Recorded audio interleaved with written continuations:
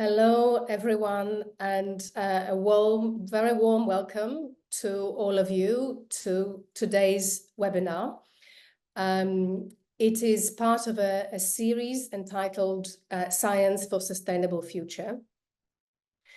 The series is now in its 5th year and is a joint initiative by the United Nations Sustainable Development Solutions Network and Springer Nature.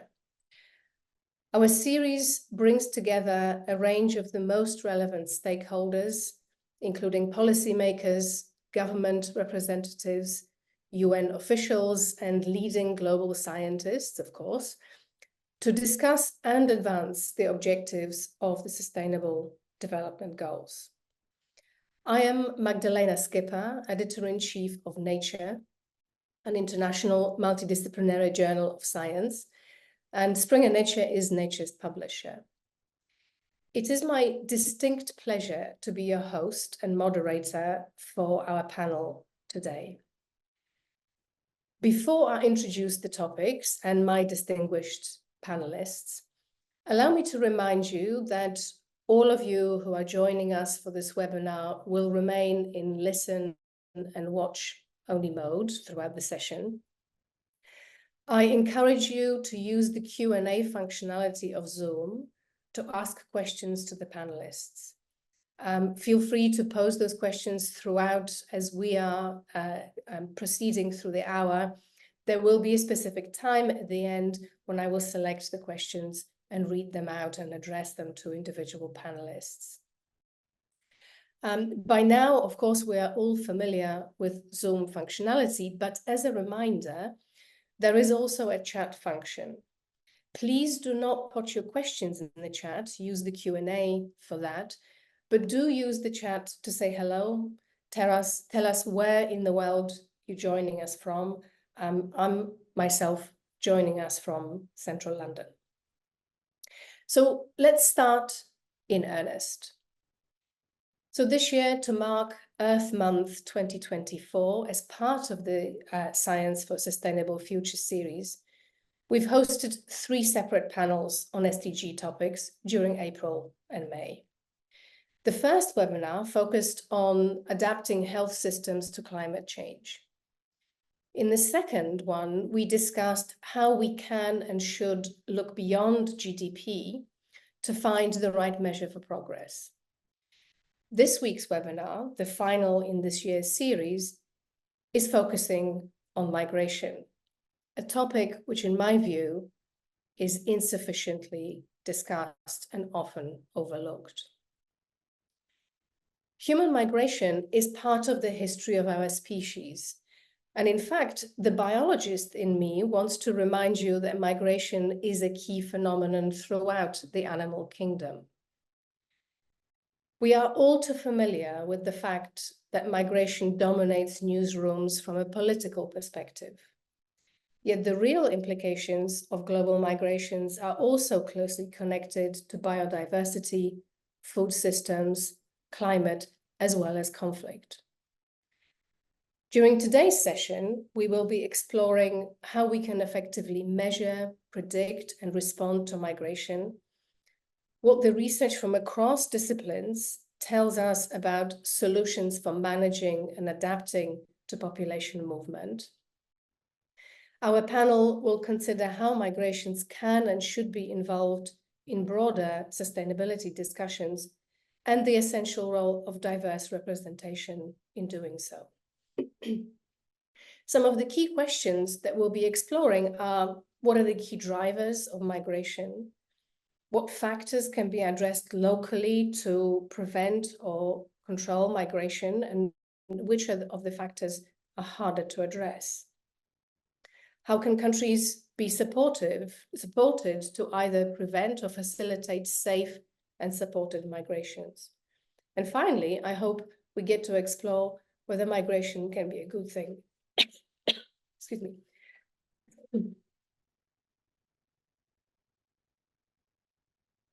So let me introduce the speakers to you. With me on the panel, we have, excuse me, We have Professor Elena Fidian Kismir, who is Professor of Migration and Refugee Study of University College London in the UK.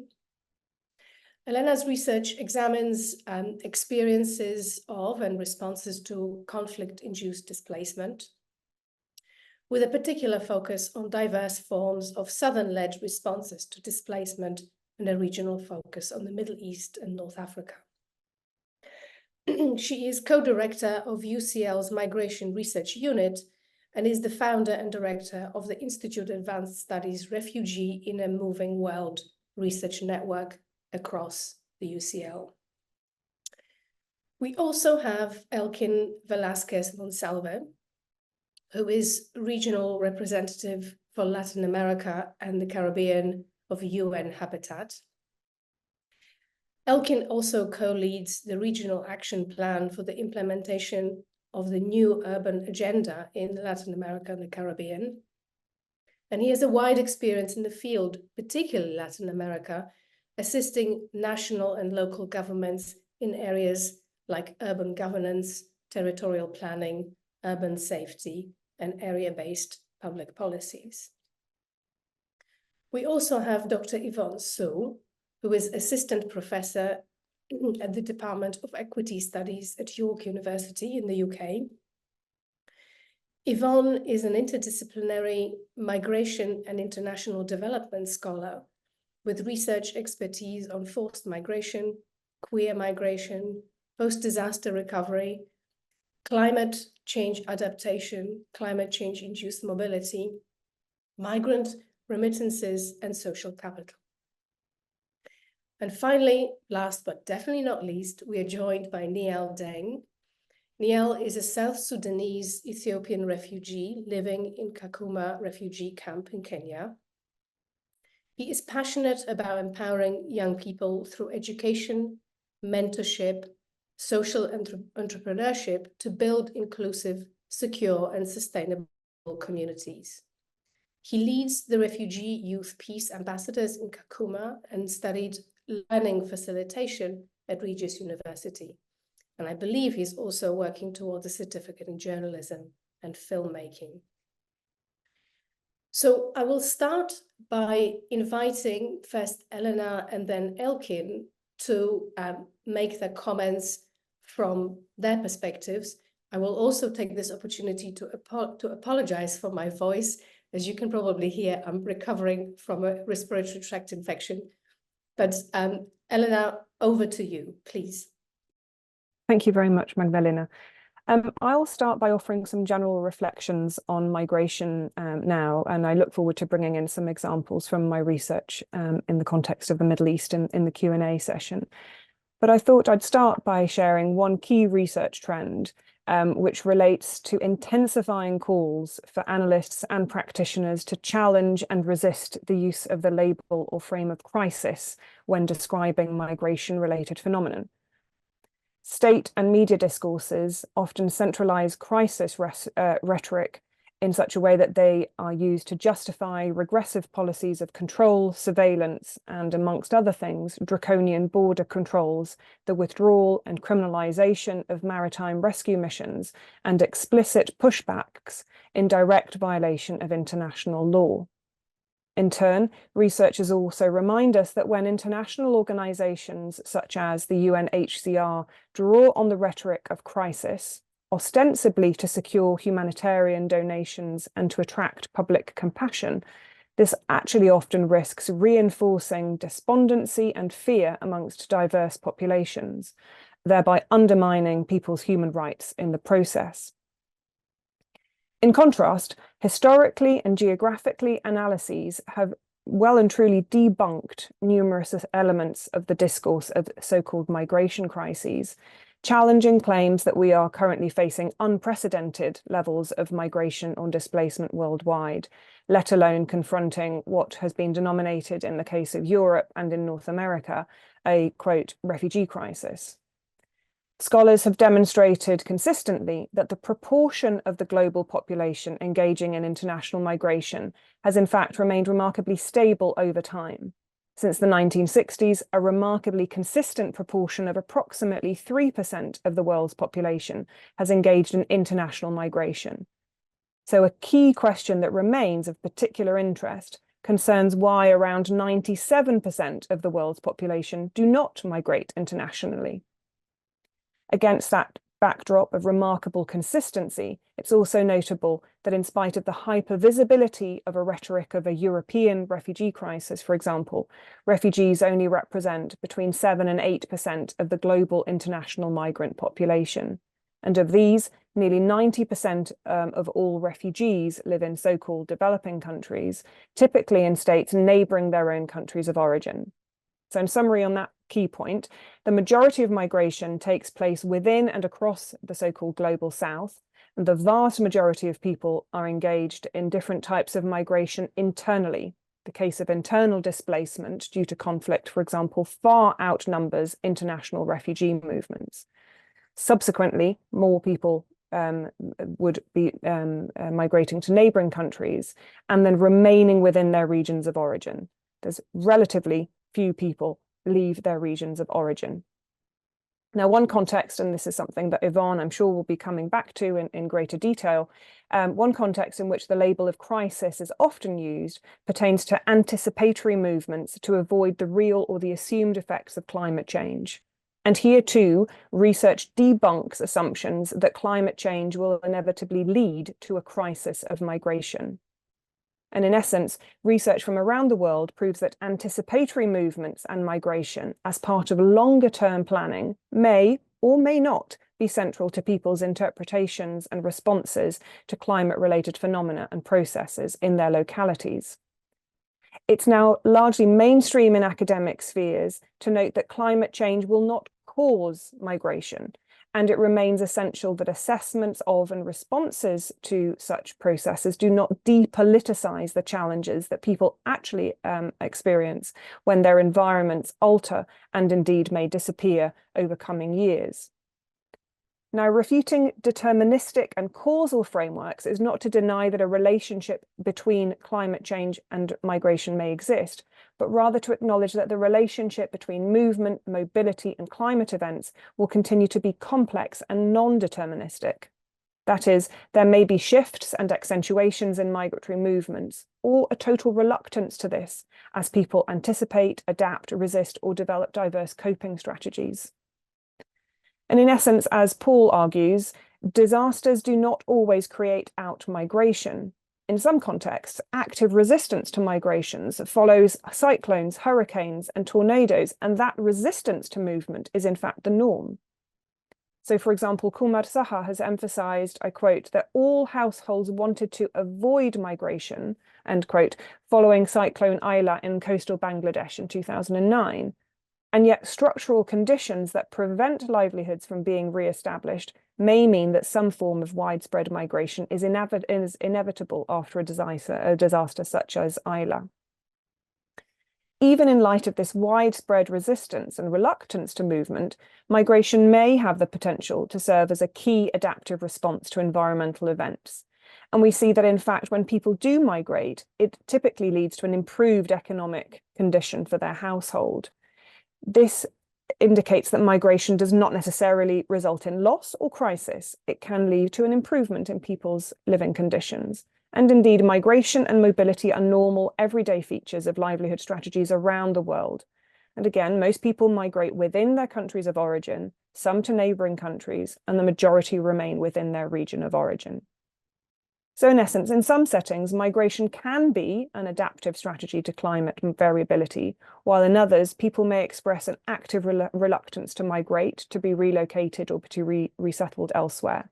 And this aversion is a key trend in both the global north and the global south, as evidenced in relation to Hurricane Sandy in 2012, for example, and as echoed in many local responses in the Caribbean and the United States before, during, and after Hurricanes Irma and Jose made landfall, in which people from across a whole spectrum of socioeconomic backgrounds remained reluctant to move.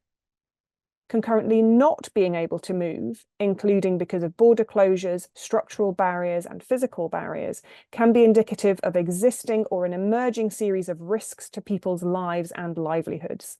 And in essence, immobility is often a marker or indicator of particular risk on individual and communal levels. And this is, I think, one of the key questions that needs more attention to these dynamics that lead to immobility. I'll stop now, and I very much look forward to listening to the other speakers and then our conversations during the Q&A. Thank you. Thank you very much, Eleanor. A tremendous start to our interventions and conversation. A lot of food for thought. I already have many questions, but I will be disciplined. And I will pass it over to Elkin. Please, over to you. Thank you very much, Magdalena, for this invitation to actually discuss about a sustainable future. If we think about sustainable future, there are at least three main global dynamics that we have to take into consideration as we see it from UN Habitat. Of course, one is climate change, but there is also urbanization as a global trend and human mobility. And being part of UN Habitat, the United Nations Program for Human Settlements, is normal that we are interested in understanding the crossing between those two main phenomena, urbanization and human mobility. So my talk is essentially about cities and migration, and from a particular perspective, which is the perspective from the field in Latin America and the Caribbean. I can share with you, and let me say that this is going to be already my conclusion, that it is essential to work with cities to understand local governments, local communities, how they deal with human mobility, with migration, from at least three perspectives. One is, of course, trying to understand better the root causes of people that, or for people to decide one day, even against their ideas, to leave a place. We are following up carefully, for instance, Central American countries, Honduras, Guatemala, El Salvador, and others, and trying to understand why people are leaving or deciding to leave some particular municipalities, cities, some particular neighborhoods. And the preliminary conclusions from our observations and the work with communities and local governments, also national governments, they allow us to say that it is about the accumulation of vulnerabilities.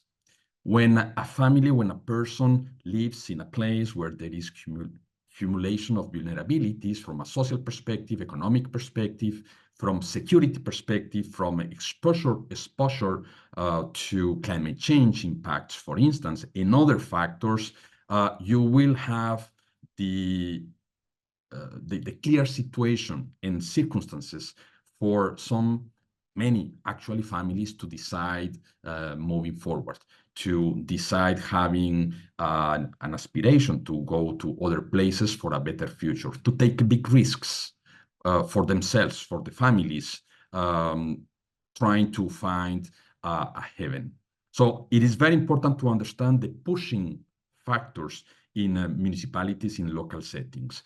And second point is that when you have dynamic, a flow of migrants that are, as it is the case in all Central America and Mexico, also in South America, you need to understand how people in mobility, migrants, are interacting with local communities. There is a phenomena that we all know and fear, is the development of xenophobia. And that we are also trying to understand what is the best way to facilitate that interaction between the communities in situation of human mobility and the local communities. And the good news is that there are ways from the humanitarian intervention looking into the nexus with development, whereby we can reduce the frictions, the conflicts between communities in situation of mobility and the local communities. This is all about thinking well, the best way to develop the infrastructure, for instance, to support migrants, thinking that those infrastructures are placed in a territory, in a neighborhood, in a community, and that it is not just as parachuting in a place with an infrastructure to do good, to, of course, support communities in a situation of human mobility, but Infrastructure to support or to protect migrants has to be integrated, has to be contextualized, has to establish a kind of conversation with local communities. In that way, you can really try to support the migrant community with also the possibility to having some positive impact in the place. The third aspect is the arrival cities, the arrival municipalities. Let me share with all people hearing or attending this conversation that in the last 10 years, we assisted to one of the biggest migration human mobility dynamics in the world. The movement of more than 5-6 million of Venezuelans to the rest of South America, Central America, and other countries. And of course, at some point in time, some municipalities and big cities, they received more than 20-30% equivalent of their current population at that moment, 5 years ago, in some weeks. Of course, with a big pressure to local basic services provision, land, housing, and so on and so forth.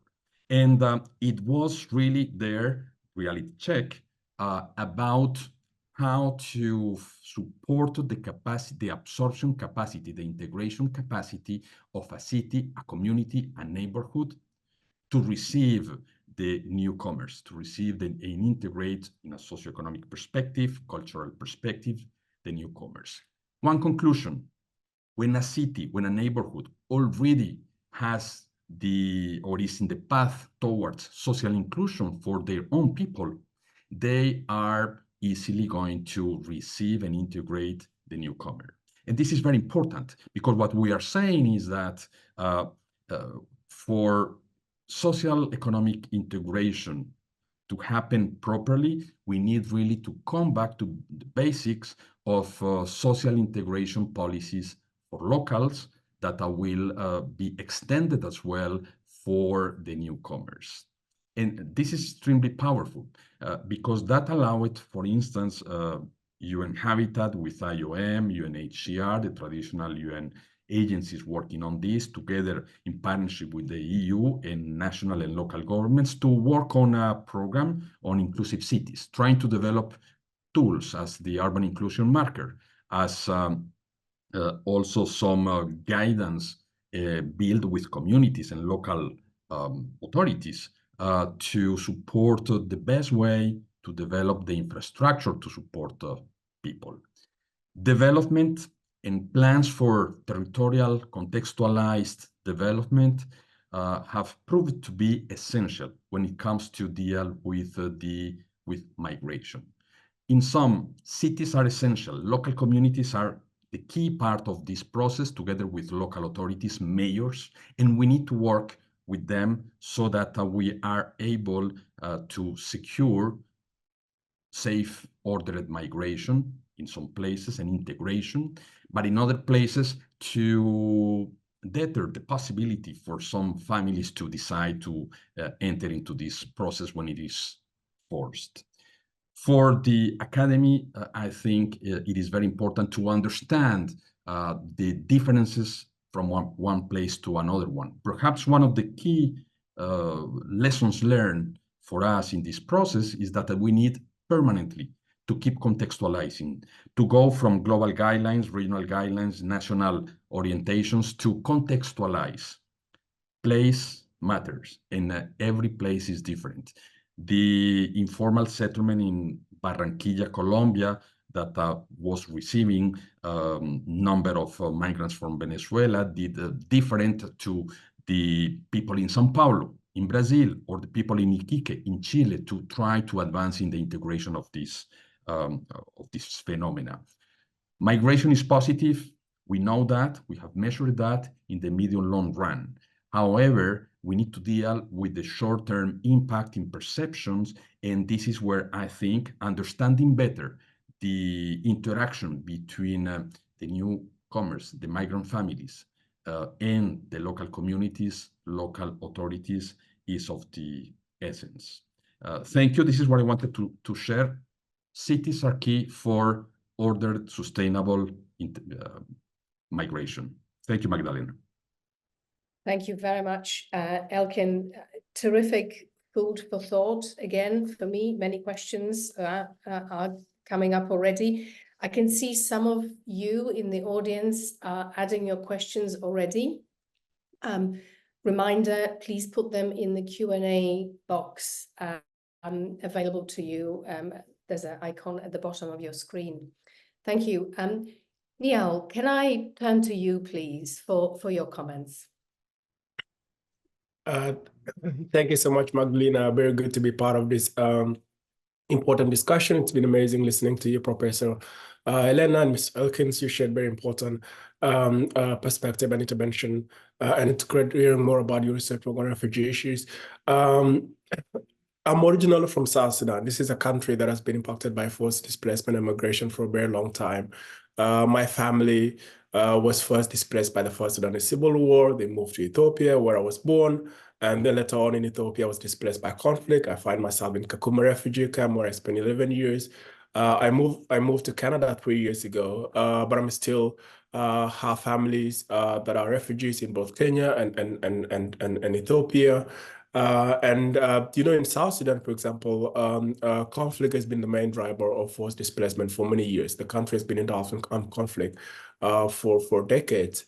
But today, climate change is emerging as one of the main key drivers of forced displacement.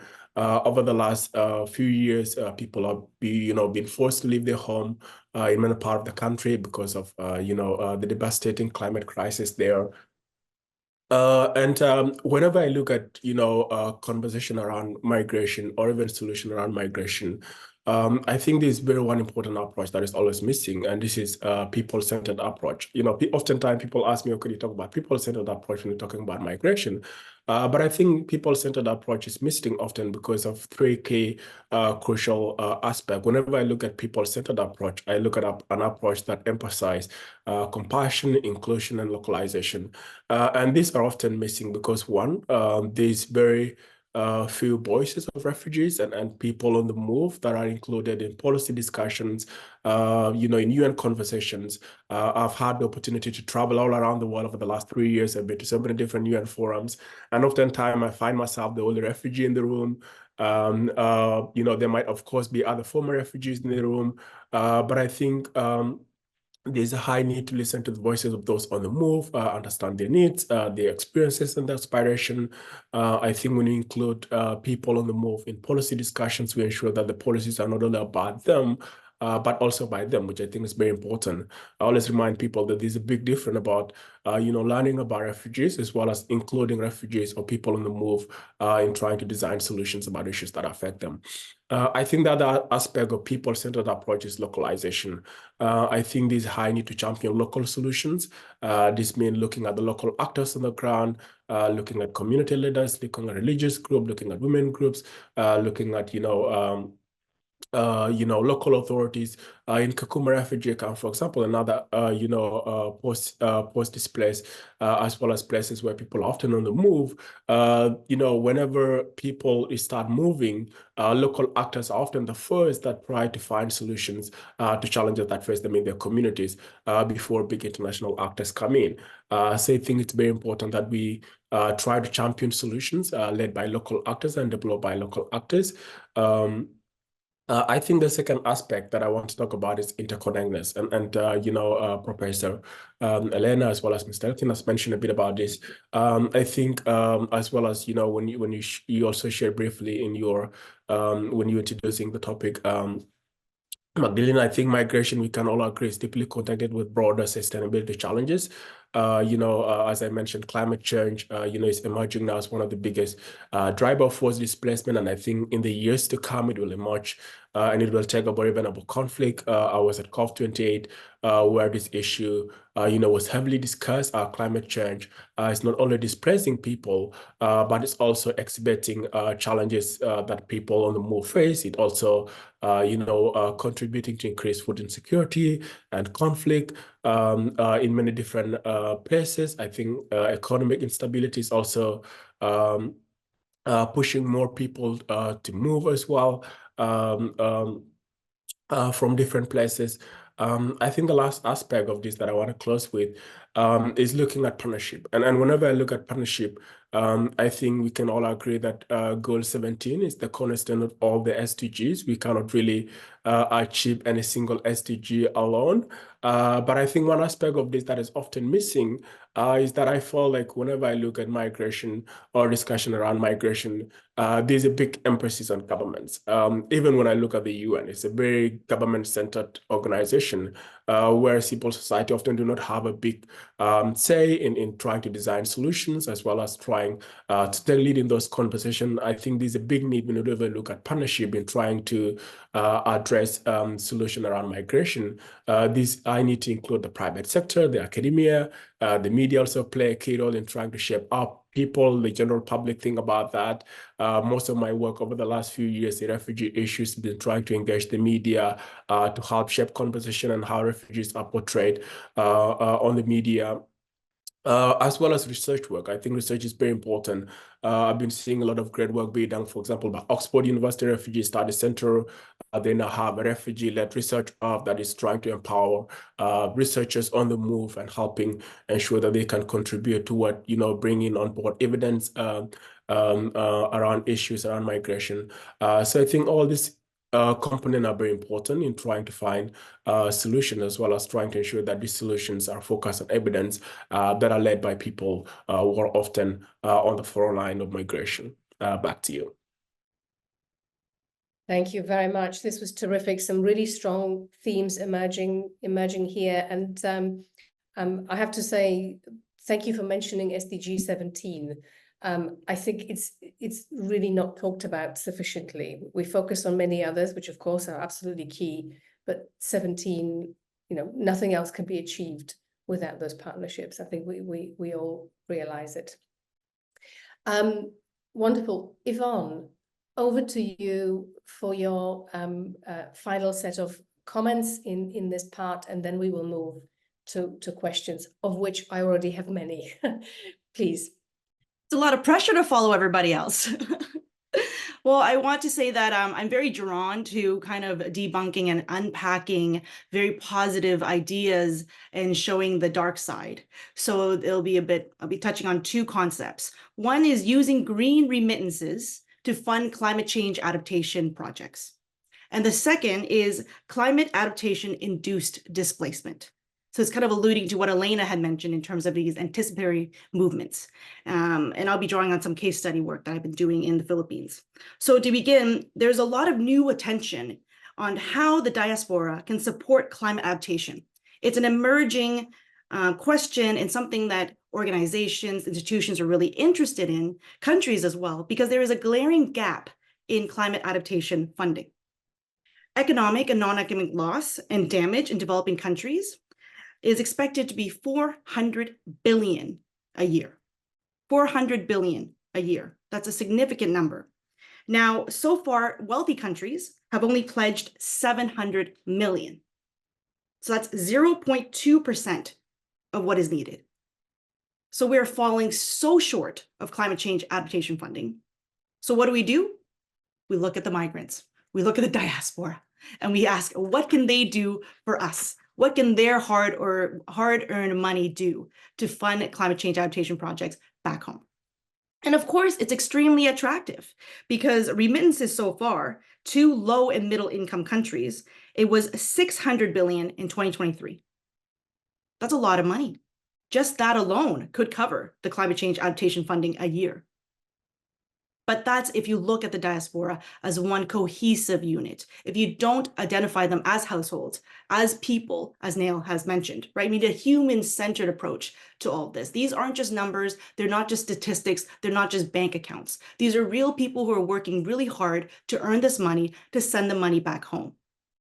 So there is this individual aspect of it. And there's also this aspect that most communities, most people in the developing countries do not have access to remittances. A lot of my work in the Philippines after Typhoon Haiyan, which was one of the strongest storms to have ever made landing, devastating about 90% of Tacloban City's buildings. Most people who received remittances were middle class. And that makes a lot of sense. Those in the middle class have the social, economic, cultural, educational capital to go abroad, and therefore send remittances back home. People who are the most affected, who were poor coastal communities, they don't have the funds, they don't have the education to go abroad, so they actually don't receive remittances. So when we talk about remittance sending and receiving, and it's all very homogeneous, it's all very grouped together, we really lose out in the humans, in the stories, in the households in between. And most dangerously is this idea that there will be $1 trillion in remittances soon. I've seen that amount tossed around, and the idea is this $1 trillion from these migrants should really be put to good use, and they should be put to funding projects back home. And there's an additional danger to that, and some of that is because not all investments or remittances will have positive results. There's an idea that there would be, right? This is money going from abroad back home. It should be invested properly. It's going to go to the right people. However, what I found after Typhoon Haiyan was this idea, this Western idea of build back better was so integrated. The UN Habitat, unfortunately, other organizations were really keen on telling people to build back better. Take this opportunity of crisis and you turn it around and you make it good. So a lot of people took that without the proper funding, without the proper education, and they built themselves second floors to their house so they can evacuate during a flood, during the next typhoon, during the next disaster. But they didn't have enough resources or know-how to do it right. So when I was at Tacloban, I saw lots of really poorly built second floors with scrap metal, with scrap wood that they found, with tarps. And unfortunately, those are going to be the items that fall off the roof and kill somebody in the next disaster. So, we can't think of remittances as just good. We can't think of these green remittances as the solution to climate change adaptation. And we need to remember that behind all of these numbers is humans. Now, the second thing that I want to discuss, and again, Elena had alluded to it, is climate adaptation-induced displacement. We reached a point where climate change projects are actually unintentionally or sometimes intentionally displacing people. The national adaptation plans that many countries have, especially in the Philippines, they include wording like using these resettlements, particularly after disasters, to relocate people away from quote-unquote danger zones.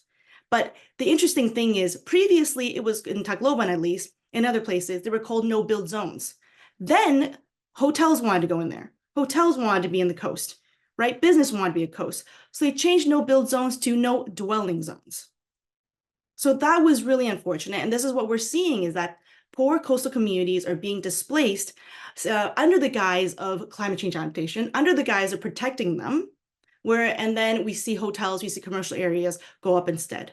So there's this kind of creep of this concept of climate adaptation being good, and it's making us overlook the populations, the groups that are marginalized and going to be displaced and impacted as a result. So I'm at 6 minutes, so I'll stop. Terrific. Thank you very much, Yvonne. And it's really incredibly satisfying to see some very strong themes emerging in all of your interventions. I mean, one that is most emphatically very strong is, of course, that of the need to focus on people and individuals, and also on the context, the local setting. I mean, that came through in each of your presentations, in each of your interventions in different contexts. So thank you very much for this. Let me circle back to each one of you with a few questions. Elena, I'm going to start with you. I felt that your challenge around portrayal of migration as a crisis was extremely well placed, and it really opened up our conversation in very, very interesting way. And as you were explaining the challenge, the unfortunate corollary of portraying migration as a crisis, you kept highlighting that only a very small proportion of migrants are actually refugees.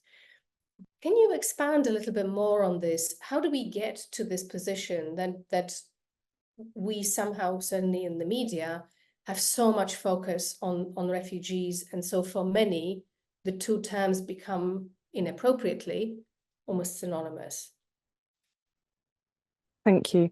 I think there is very rightly a great deal of attention to the protection needs of people who have been forcibly displaced from conflict areas and from persecution. So there is a very understandable emphasis on people who have crossed borders for protection needs, as long as that attention is because of that interest in enhancing people's protection and access to protection. Unfortunately, the emphasis in media and political rhetoric on refugees is precisely because people have crossed international borders, and there is a fear that is mobilized through political rhetoric. There's a fear of people crossing borders. If there were actually an interest in the violation of human rights, there would be a great deal of political and media focus on internal displacement. And the genocide in Gaza being an exception, there has typically been very little political and media attention on internal displacement, precisely because people are within their countries of origin, and that is not politically relevant to other states. So what we have is an unequal representation in which migration is equated with international migration, with crossing borders, rather than situating forced displacement within a broader spectrum, a broader range of decisions that people make to keep themselves and their families and their communities safe, and to enhance their livelihood opportunities and the sustainabilities of their futures as individuals, families, and communities. So just to reiterate that point, there is a good reason to focus on refugees, and there's a good reason to focus on the protection needs and the importance of enhancing people's human rights. However, the media representation does not accompany that emphasis on protection. It's typically hijacked by political actors and by political rhetoric, and that then feeds into this cycle of fear and this cycle of hostility and xenophobia, racism, expulsion dynamics. So that's very, very closely, but I would really emphasize the importance of internal displacement for a variety of reasons, and that does not receive the attention that it requires and deserves. Thank you. Thank you very much. I think this is a really important point. As ever, being vigilant to the how balanced or otherwise emphasis that is placed on events and how it's being reported across the media is, of course, so important. And you shedding the light on the fact that migration, indeed, we hear about international migration crossing the borders, so much of it is within regions or within countries. And this, of course, brings me to Elkin's points that human population on this planet is increasingly urban. So if we think about migration, we need to consider that migration from the countryside to the urban environments. We do talk about it, but most of the time when we think about migration, that's not what comes to mind. So I think that focus, you yourself made a very clear statement that when we think about migration, we have to think about urbanization and what solutions, especially in a local context, lies within.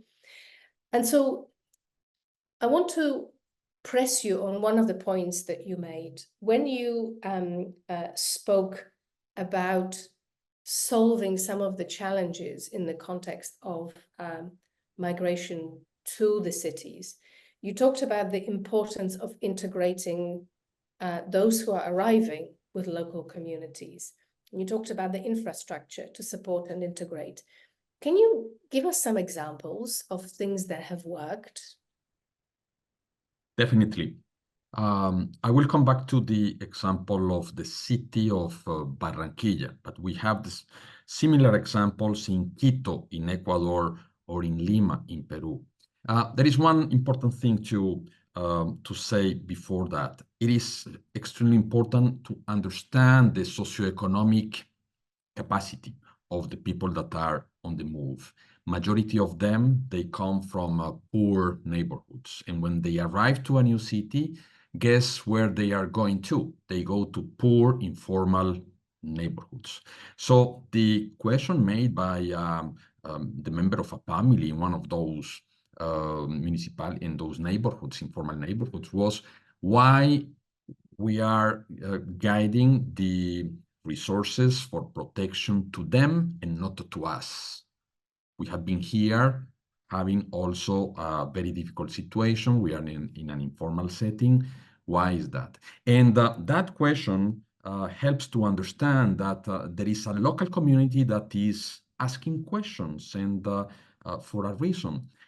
So the dilemma for the national government, the international community, is whether you put your focus only on protecting the migrant from the perspective of socioeconomic integration, but what about the people that are there? The solution, and this is the good news, the solution is that integration is not in the air. The integration is a newcomer, a family, a migrant within a community, and I would better say with a local community. It's not integration in a place, is integration with a community, and that means living together. That means trying to share the activities, actions, futures, trying to share the perspective of their kids. They go to the same school, they are playing in the same public spaces. And here is the beauty of this. When we understood this, we presented from Human Habitat perspective the idea that we needed, and I think Neil mentioned something about that, to take into consideration the perspective and the views of the local community. And from that, what we were able to come with was integrated action plans for moving together to the next level as a community. And that changes everything. Why is that? I would say this is a game changer for to face xenophobia. Because one of the things we need to keep really an eye permanently is the development of a kind of xenophobia, because of course it means that something is breaking, something is broken in that particular place. Then it comes really, if you understand that, the tools, the policy instruments, the financial instruments that you will put in place for this community, it is not going to differentiate when it comes to the social aspect of the process. There is an aspect of human rights protection that is specific for the migrant, more than the migrant, the refugee, that comes with, of course, the specific circumstances that were already defined and mentioned here. But when it comes to the socioeconomic integration, this is really where you need to work with the hosting community, solidarity communities, and the communities that are arriving. And I agree, I cannot agree more when Elena says that this is not only for international migrants, this is also for the internal displaced people. And indeed, in Latin America and the Caribbean, this is a big issue, and we are trying to, of course, convince donors that this is as important as it is to dealing with international migrants. Thank you very much. Really key point. As an extension of that, I want to turn to you, Neil. You made a really powerful point, and that is how the decision making is often focused on the governments, and you gave an example of the UN sphere, for example, and insufficiently on the people and indeed the local solutions, which very nicely dovetails, in fact, with all of the statements that were made by all the panelists. So from your perspective, and you said very powerfully that often you are the only person at a table in a room when discussions are made, and yet there could be so many representatives of migrant communities or specifically refugee communities. How do we engage these individuals do they already know? And this is I'm specifically being quite, and I'm deliberately being quite specific in this question. Do the people want to be part of the conversation and somehow are not enabled? Or should we be more proactive in going out? Or is it a bit of both? Yeah, I think there's need for a bit of both. I think one of the best way to engage people is engaging those at the local level. Whenever I look at engagement in a lot of this discussion that happen globally, is that there's a big disconnect between global conversation and the local community. And I think the best way to go about it is to engage people at the local level. If you just want to engage people at the global level, already have a name, already have a brand, already on social media, it will just be people like me. But I think we need to go deep into the local communities. And I think there are many ways to go about that. One, for example, is that whenever we look at the UN system, is that they have all these local offices all around the world. UNHCR, for example, run Kakuma refugee camp. They engage with the people directly there. UN Habitat, IOM, UNICEF, all these international organizations have local branches that can play a key role in being able to engage local leaders, women group, youth leaders, and all of that. So I think that is one of the best way to go about it in ensuring that we, engage people that are at the local level, and not just, people, and I mentioned this, not just people that maybe have moved away. I think whenever I look at the engagement in the global conversation around refugee issues, even at the UN, is that oftentimes people who are mostly engaged are former refugees, or as I mentioned, people who already have a name and a brand. So I think this really need to engage people that are currently on the move, people who live in refugee camps, people who just move away from different places. And they already have, local system that could be involved, be it looking at, community elders. In Kakuma refugee camp, there's a system of governance. We have group leaders, we have zonal leaders. The World Economic Forum in 2019, for example, Davos meeting was chaired by the zonal leader of Kakuma refugee camp for the first time ever. I think there's a lot of progress that has been happening. I was at the Global Refugee Forum last year in Geneva, which the UNHCR hosted, and there were over 300 refugee delegates.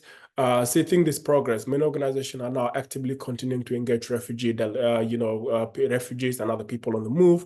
But I think there's more that needs to be done. And I don't think this should just be, limited to the UN space. I think this should go into many other conversations that are happening, looking at conversation in academia, looking even at research work. I mentioned briefly about the Oxford University Refugee Study Center. They have a refugee-led research hub that, specifically work on including or empowering refugee researchers and people on the move. So I think it should be cross-sector and ensuring that it's not just one aspect where people are engaged, but in many other tables, and also having that big emphasis on those on the local ground. And I think by engaging those local mechanisms, we're able to engage people who already have sort of a big hand in how challenges are impacting people on the ground. Thank you for this. And thank you for mentioning the 2019 World Economic Forum meeting. I was there and I remember actually how powerful it was to have an individual with an experience of growing up in a long-term refugee camp. And those camps receive much less attention than the newly formed ones, of course, shape the agenda for the meeting. So thank you for mentioning that. Now, there are many questions from the audience, which is terrific. And I'm going to use one of them to address to you, Yvonne, because it also touches on the next topic that I wanted to move on. And so the question is, are current migration policies equipped to handle the impending wave of climate refugees? And what steps can be taken to ensure a humane and sustainable approach to migration management? So I'll answer that like Elena would answer that, because Elena was one of my professors. And of course, she's answered it already, which is there will not be waves of climate refugees. There really will not be waves and masses of migration. They will not be coming to Europe shores. They will not be coming to Canada, US shores. They will not be going to the global north. Global south to global south migration is more than global south to global north.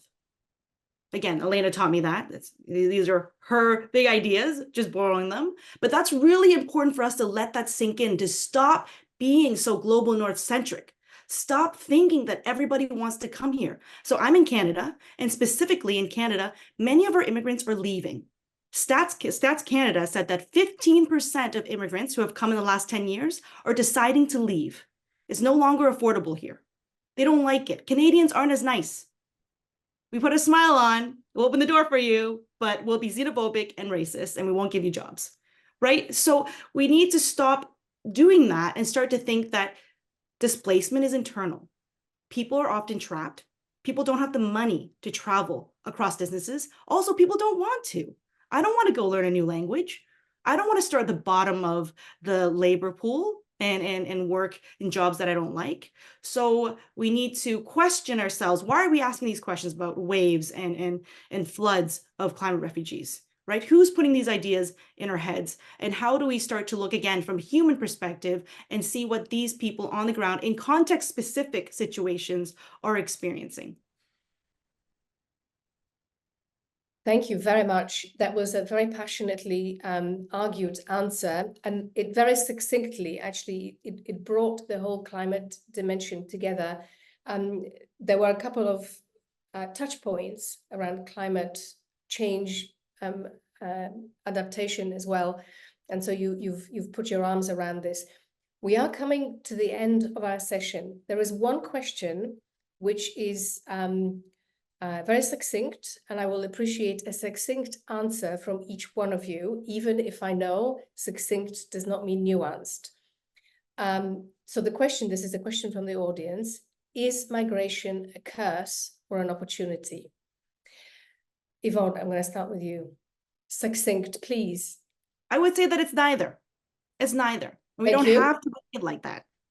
Perfect. Niall? I will go with opportunity. Perfect. Elena? It's a reality. It can be beautiful. It can be protection. It is with us forever. And we need to embrace that as our reality, as a process. Thank you. Thank you. Elkin?